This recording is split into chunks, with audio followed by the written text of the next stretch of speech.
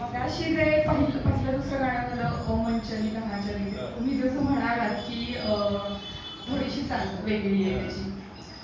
तर काही गाणी ऑफबीट असतात. म्हणजे ऑफबीट म्हणजे आपण सरळ चाललेलो आहे आणि मध्येच खड्डा आला, खड्ड्याला ओलांडून किंवा खड्ड्यातून जाऊन आपण कसं जाऊ, तसं म्हणजे ऑफबीट. ऑन बीटमध्ये असतं म्हणजे सरळ. काही गाणी तेरा मेरा प्यार चालू आहे चालू आहे चालू आहे, तसं ते वेगळेपणच नाही. म्हणजे हे बीटमध्येच आहे. किंवा हे रात्री हे मौसम चालू आहे चालू आहे चालू आहे, काहीच नाही इतकं म्हणजे सोपं.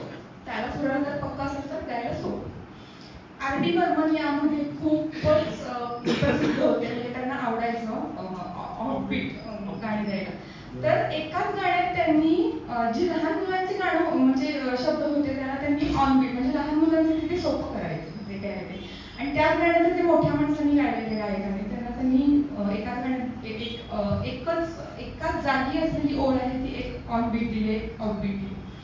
तर अजून एक मला इथे ऑफबीट म्हणल्यानंतर पहिल्यांदा ते लक्षात आलं ते गाणं म्हणजे ए मैंने कसम ली, लता किशोर.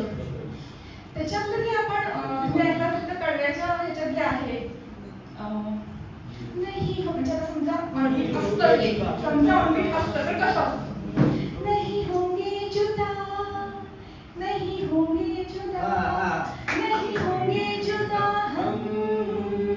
असं नाहीये, असं नाहीये. हे झालं बीट मधलं आणि ऍक्च्युअली काय आहे ते कसं आहे.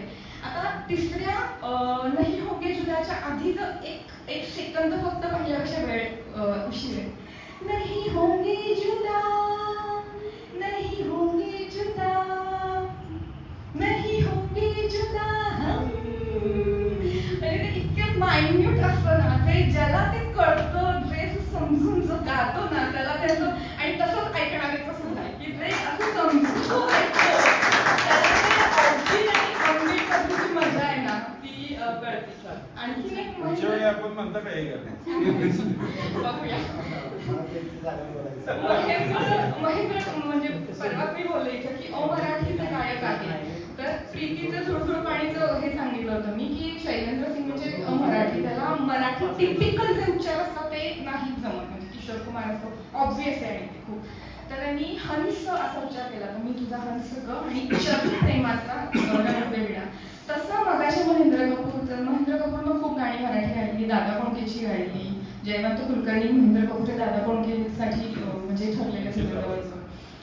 तर सौख्य ते मला हवे म्हटलंय त्याच्यात आपण ते सौख्य म्हणतो ते सौख्य ते मला हवे. थँक्यू.